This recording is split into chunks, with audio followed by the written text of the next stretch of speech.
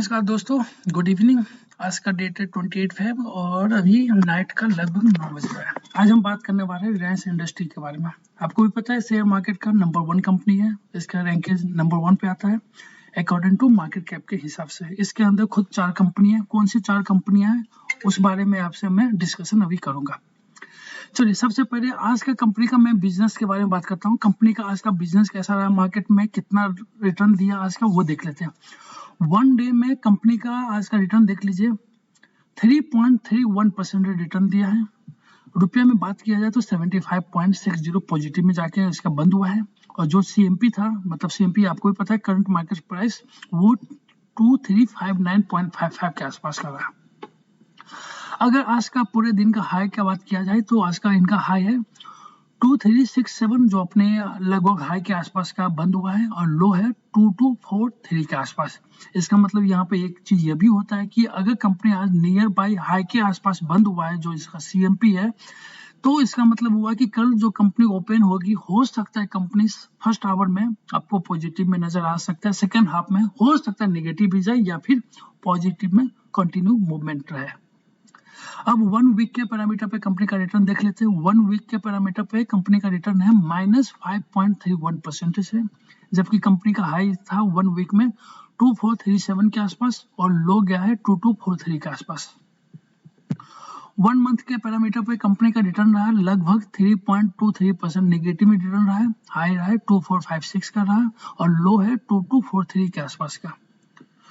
1 year के parameter पर company का रिटर्न देख लीजिए। लगभग 1 ईयर के पैरामीटर पर कंपनी ने रिटर्न दिया 12.5% पॉजिटिव में रिटर्न दिया है, जबकि इनका हाई है 2751 के आसपास और लो है 1876 के आसपास। यहाँ पे मैं एक चीज बताना चाह रहा हूँ, मैं भी इस कंपनी में एसआईपी के मोड पे काम कर रहा हूँ। मैंने कुछ समय पहले लगभग यहाँ पे ये देख लीजिए अप्रैल मई के आसपास और अक्टूबर में, मैं बहुत पहले से इसमें एसआईपी कर रहा हूँ।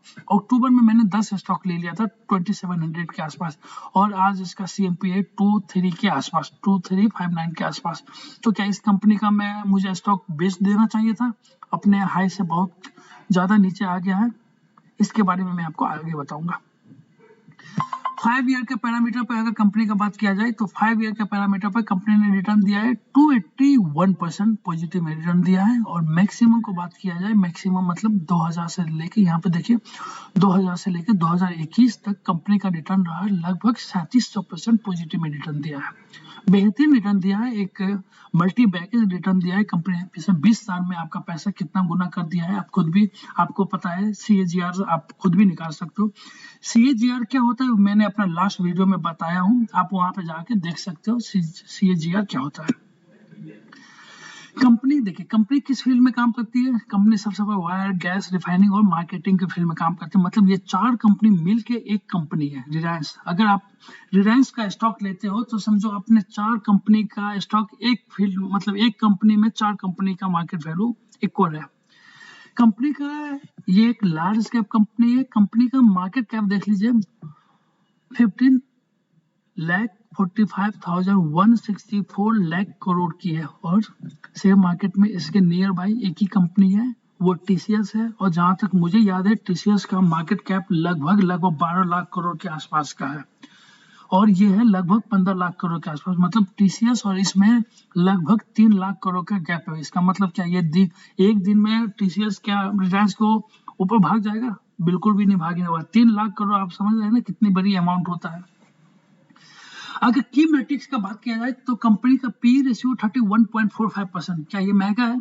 मेरे हिसाब से महंगा नहीं है। आपके हिसाब से महंगा हो सकता है, मेरे हिसाब से महंगा नहीं है। क्यों? क्योंकि ये कंपनी का तो नाम तो देखो, कंपनी का काम भी तो आप ये देखिए कंपनी का क्या काम है, कंपनी का नाम क्या है, ये भी आप एक बार देख लीजिए। तो मुझे नहीं लगता है पी रेशियो मेरे हिसाब से महंगा। हालांकि आपको मैं बताया हूँ पी रेशियो क्या होता है, वो आपको ऑलरेडी पता है। अगर 0 से जितना नियर बाय है, मतलब वो कंपनी का पी रेशियो उतना बेहतरीन होता है। पीबी का बात किया जाए तो प्राइस टू बुक वैल्यू 1.93 के आसपास है, ये भी अच्छा है।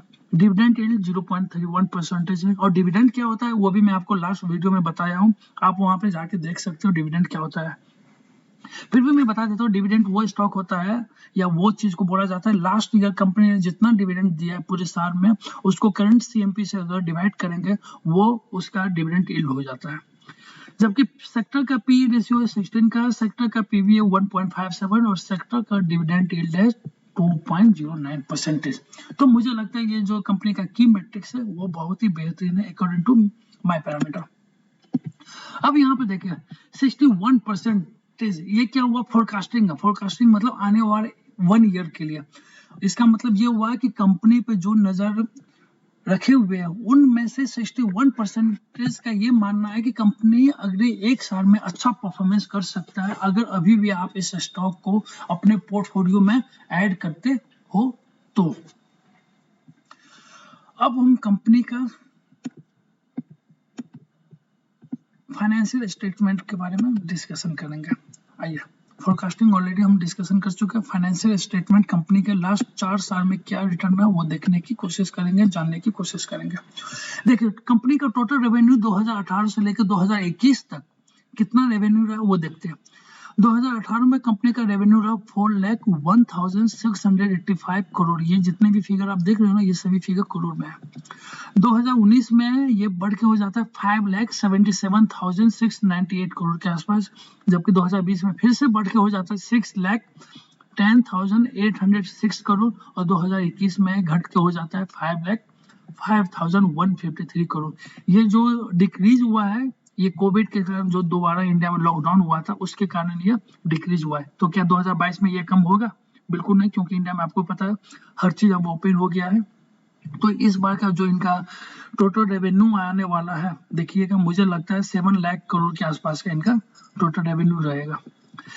नेट इनकम का बात किया जाए 2018 से लेकर 21 के पैरामीटर पे, 2018 में कंपनी का नेट इनकम रहा 76,000 करोड़ ओवरऑल का मैं बात किया जाए तो, जबकि 2019 में ये बढ़ के हो जाता है लगभग 39,558 करोड़ के आसपास। 2020 में हो जाता है 39,354 करोड़ और 2021 में हो जाता है लगभग 49,000 करोड़ के आसपास इसका इनकम है। तो क्या यहाँ पे जो मैं फाइनेंशियल स्टेटमेंट का अगर पैरामीटर देखा जाए, ये दोनों चीज के यहाँ पे अगर डिसाइड किया जाए तो क्या कंपनी ने अच्छा रिटर्न दिया है कि नहीं दिया है पिछले 4 साल में, तो मेरे हिसाब से तो कंपनी ने अच्छा रिटर्न दिया है। और आने वाला 4 साल क्या 40 साल में भी कंपनी, मुझे ऐसा लगता है कि अच्छा रिटर्न दे सकता है, क्योंकि ये कंपनी में उतना कैपेसिटी है, एबिलिटी है। अब कंपनी का होल्डिंग पैटर्न के बारे में बात किया जाए तो कंपनी में ये भी देखते हैं कंपनी का होल्डिंग किनके पास कितना स्टॉक है वो जानने की कोशिश करेंगे। देखिए, अंबानी फैमिली के पास है लगभग 50% है, मतलब कंपनी का जितना शेयर है उसका 50% मुकेश अंबानी और उसके कंपनी उनके फैमिली के पास है। विश्व फंड के पास है लगभग 5%। DII जो डोमेस्टिक इंस्टीट्यूट है लगभग उनके पास है 9%। FIIs जो फॉरेन इंस्टीट्यूट है उनके पास है लगभग 25% और आप और मेरे जैसे लोगों के पास है लगभग 11%। अगर यहाँ पे इंडिविजुअल की बात किया जाए तो सबसे ज्यादा है FIIs के पास। इसका मतलब ये हुआ किसी भी कंपनी में अगर FIIs को विश्वास है कि वो कंपनी आने वाले समय में अच्छा परफॉर्मेंस कर सकता है तो आपको और मुझे भी विश्वास होना चाहिए, क्योंकि आप कितना रुपया लगाओगे किसी भी कंपनी में? 1,000, 2,000, 1 लाख, 2 लाख, 10 लाख, 1 करोड़, 2 करोड़, 5 करोड़, इससे ज्यादा आप लगा भी नहीं पाओगे, क्योंकि हम लोग इसमें आते उतना लगा भी नहीं पाओगे। लेकिन FIIs जो है वो 200, 500, 1,000 करोड़ रुपया लगाता है, तो आपसे कहीं ज्यादा वो पैसा उस कंपनी में लगाता है। तो मतलब इसका मतलब ये हुआ कि हमसे और आपसे कहीं ज्यादा वो सोच समझ कर किसी भी कंपनी में पैसा लगाता है। और किसी भी कंपनी का 25% स्टॉक अगर किसी FIIs में है, ये वो FIIs है जिसमें फेसबुक खुद है, माइक्रोसॉफ्ट खुद है, गूगल खुद है, तो वो कंपनी को खुद इस कंपनी पर विश्वास है। तो क्या आपको और हमें इस कंपनी पर विश्वास नहीं होना चाहिए? ये आप खुद डिसाइड कर लीजिए, क्योंकि पैसा आपका है, प्रॉफिट भी आपको होगा और लॉस भी आपको होगा। अब कंपनी का इवेंट के बारे में बात करें, कंपनी ने डिविडेंड लास्ट ईयर कितना दिया या इस साल अब तक कंपनी ने डिविडेंड कितना दिया। 2021 में 11 जून को कंपनी ने 7 रुपया दिया, 2020 में कंपनी ने 6.5 रुपीज दिया, 2019 में 6.5 रुपीज दिया। ये पर इक्विटी शेयर, मतलब जितना शेयर है इनटू 6.5 करोगे उतना रुपया आपके अकाउंट में, डीमेट अकाउंट में नहीं आता, ये सेविंग अकाउंट में आता है, जो आपके मेन अकाउंट है वहां पे आता है। डिविडेंड कभी भी आपके डीमेट अकाउंट में नहीं आता है, सेविंग अकाउंट में आता है। तो ये जितने भी रुपये आपको मिला है ये सेविंग अकाउंट में गया है। तो अगर आप ये सोचोगे क्या ये स्टॉक को अपने पोर्टफोलियो में रखे एज ए डिविडेंड पर्पस, तो मैं बोलूंगा बिल्कुल भी मत रखिए डिविडेंड के पर्पस से। तो अब आप ये बोलोगे क्या इस स्टॉक को एज ए मैं लॉन्ग टर्म ले चले, तो मेरे हिसाब से ये स्टॉक पिछले 20 साल के पैरामीटर पर देख ही लिए कितना अच्छा रिटर्न दिया है, और आने वाले 20 साल में भी कंपनी ने बहुत अच्छा रिटर्न देने वाला है, मेरा ऐसा मानना है। क्योंकि हर इंसान का पैरामीटर अलग अलग हो सकता है। मेरा पैरामीटर जिस पर्सपेक्टिव से मैं इस कंपनी को देख रहा हूँ, मुझे लग रहा है कि आने वाले 20 साल में कंपनी में इतना अभी एफिशिएंसी है कि जितना लास्ट 20 साल में वो उन्होंने आउटपुट दिया है, उससे कहीं ज्यादा आउटपुट आने वाले 20 साल में देगा। बाकी आपकी मर्जी, पैसा आपका, प्रॉफिट आपका, लॉस आपका। ज्यादा इंफॉर्मेशन के लिए आप चाहो तो अपना फाइनेंशियल एडवाइजर से बात कर सकते हो। Thank you so much.